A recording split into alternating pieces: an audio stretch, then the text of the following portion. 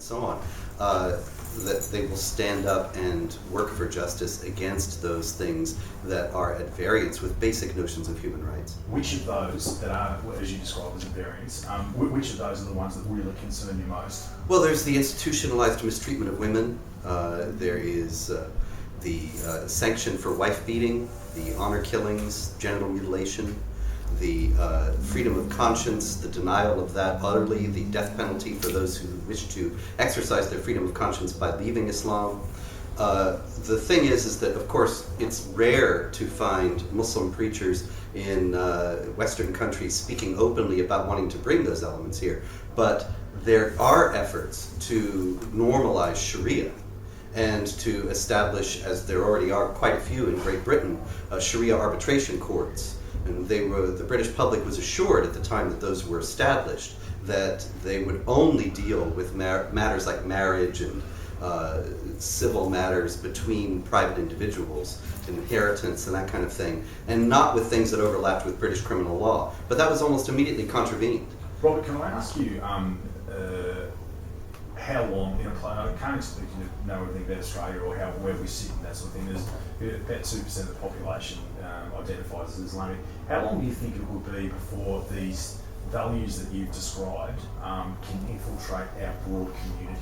Things can happen quickly. It doesn't have to do with 2% of the population. Remember that Lenin and the Bolsheviks were a tiny minority who never won an election in Russia, never had a majority in the Russian parliament, and yet they were able to overwhelm the larger population and to create the Soviet Union because they were focused, they were energized, they had an ideology, and the greater public was unaware of what their agenda was. And so the same thing could happen with people with an authoritarian agenda coming into a country, already being there, and imposing that authoritarian agenda upon the rest of the population, while the media abets them with a campaign of disinformation that makes people unaware of what's really happening. So how long could it take? Well, it could take, there's no telling how long it could take, really. Because things can happen very quickly. You look, for example, at Egypt, and with Mubarak in power for 30 years, and people thought, I remember that's the year before Mubarak was toppled from power, that there was quite a bit of speculation that he was now 80 years old and that his son Jamal was going to take over. And everyone anticipated a peaceful transition. Nobody expected that there would be this huge Arab Spring uprising and the turmoil that we've seen since then. And so really, it's impossible to quantify. Sure, okay, well you're reluctant to put a time frame on it. Let me put a time frame on it, and you paint a picture of how you see Australia could potentially be if the moons line up against us in, say, 2 years' time. Well, 2 years' time is, that's it's likely that the tendencies that we see now will just be accelerating, that there will be more and more accommodation for Islamic supremacist demands.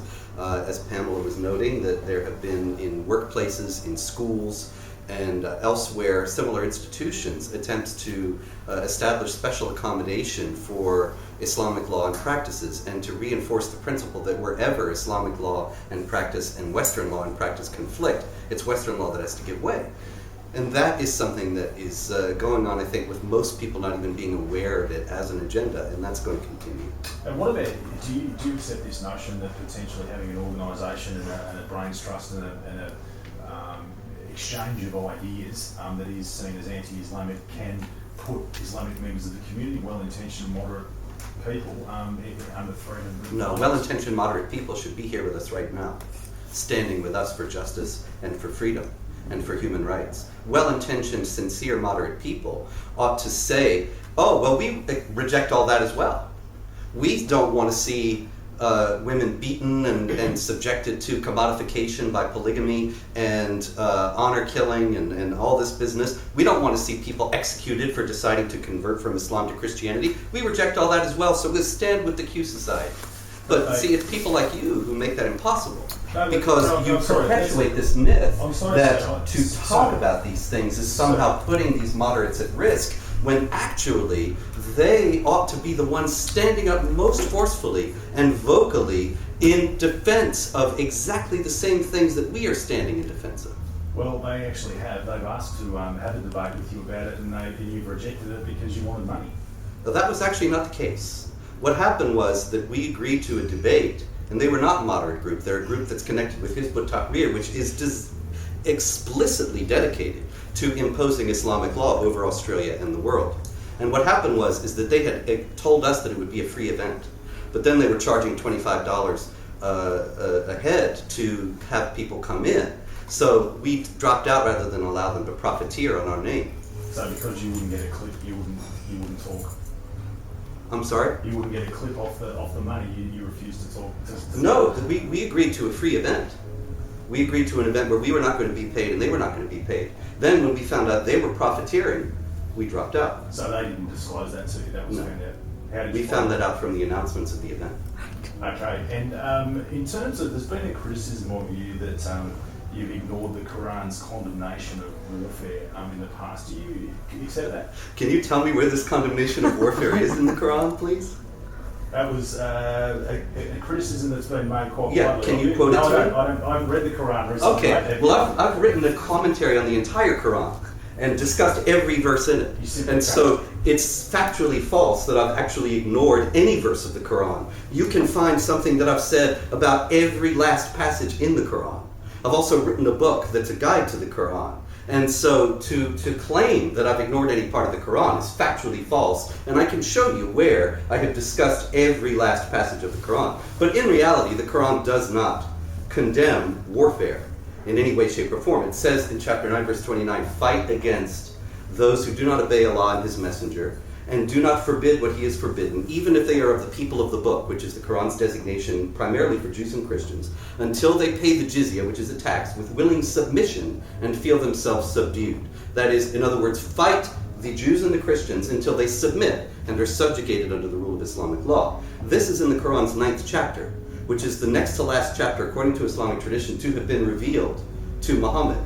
And the chronology is very important because in standard mainstream Islamic theology, the later passages take precedence over the earlier ones. So you do find in chapter 109 of the Quran that it says, you say to the unbelievers, I do not worship what you worship, and you do not worship what I worship, and I'm not going to worship what you worship, and you're not going to worship what I worship. You have your religion and I have mine.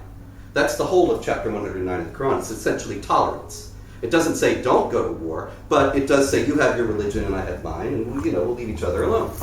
The problem is that that's an early passage, and the one counseling warfare, enjoining warfare for the purpose of subjugation, that's a very late passage, so it takes precedence over the earlier. It's not Robert Spencer making this up. This is mainstream Islamic theology based on the principle, the doctrine of abrogation, which is in chapter 2, verse 106 of the Quran, which says whenever we cancel a verse or cause it to be forgotten, then we replace it with one similar or superior to it. And so the later supersedes the earlier. Now, there's also, I got to tell you one more, chapter 8, verse 39, it says, fight until religion is all for Allah. And so if you fight until religion is all for Allah, then the warfare is essentially ongoing until Islam reigns supreme. Okay, I accept you've given this a bit of thought, and thank you for clarifying. There is no Quran condemnation of warfare. I accept your I would ask any Muslim of whatever stripe, whatever branch, whatever division, whatever sect, whatever grouping, to come up with such a verse and show me that it has been understood in classical commentaries as forbidding warfare, and I will admit it that it is not so. Robert, but there is no such verse. You've made your point very clear, so thank you for that very much.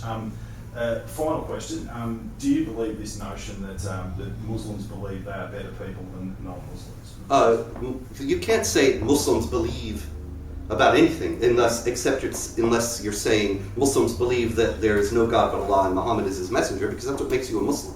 Otherwise, Muslims believe any number of things. Human beings are the same everywhere. Human nature is the same everywhere. And so people are religious, some people are very religious, some people have all sorts of other influences and priorities. And Muslims are no different. So I have never said, and would never say, and I'm not going to say now, Muslims believe X. Muslims believe there's no God but Allah and Muhammad is his messenger, but that's it, otherwise you can't generalize. I wasn't suggesting that you said that. Okay. It was just a suggestion that's made in some literature that I was wondering whether you happen to agree. Well, the Quran in chapter 3, verse 110 says, you are the best of people for all the earth. And so the Quran tells them that superior. Okay. Stay where you are. Yes. So what do you make of Australia's acceptance of you, and given that the United Kingdom, as Pamela mentioned, didn't? Well, I appreciate that Australia has not yet completely capitulated to Islamic supremacist intimidation in the way that the UK has. And I'm grateful for that, and grateful for the chance that the freedom of speech still lives in Australia, and so we can still have this discussion. Mm-hmm. And it's very difficult, of course, to have it in the mainstream because we're universally demonized and misrepresented in the mainstream. In Britain? What's that? If you're in the United Kingdom, would a conversation like this be able to happen? Well, I would hope so. Certainly, I think there are a great many people of goodwill in Britain who don't want to see Britain entirely subjugated and Islamized, and I hope that they'll prevail and that the ban will ultimately be overturned. Sorry to be painful, just ran out of battery, so We all like problems. how much? I'm all right with. How much of the Quran do you chat through? Not all of it. Yeah. And the Bible and the Torah. No, I'm not so good at that. Okay. Are you okay now for us just to get a shot of everyone having a bit of a chat together? Do you want any more interviews? Look, I mean, obviously for one story for tonight. Advertising material describes them as seasoned civil rights activists. Across the weekend, Robert Spencer and Pamela Geller will share their controversial views and fears on what they describe as Islam's infiltration of mainstream society, citing examples in the United States. Cashiers won't handle meat that's not halal. If you don't want to handle meat that's not halal, don't work at Walmart, don't work at Target. But this is how they impose Islam. They sue and they win. Robert Spencer says he's most concerned about the extreme elements of Sharia law. Sanction for wife beating, the honour killings, genital mutilation. The pair was banned from entering the United Kingdom last year. They intended to lay a wreath in honour of soldier Lee Rigby, who was killed by Islamic extremists. But they say authorities feared their presence could cause unrest. Both campaigners and the Q Society, who helped organise their visit, say their message denounces hatred and violence. There have been 22,000 deadly Islamic attacks since 9/11, each one with the imprimatur of a Muslim cleric. I think it is a rational fear. But the Islamic Council of Victoria fears this weekend's symposium, which will involve 14 speakers, some from around the world, is based on fear-mongering and could incite violence. Their claims are not made with any context, with any understanding of the religion, its guidelines and its teachings. They're just really plucked out for, their sensationalist value. We worry that this will increase the likelihood of such attacks and, and violence against Muslims. The symposium has the support of controversial right-wing Dutch MP Geert Wilders, who offered his own online message of support. It's a great achievement for Q Society and its supporters. He'll be in Perth next year for the launch of a new Australian political party with an anti-Islamic platform founded by some of the Q Society members. They are trying to impart their laws and live their way in a Western country. Already both sides of mainstream Australian politics have slammed what they describe as the extremist element. Luke Waters, SBS World News.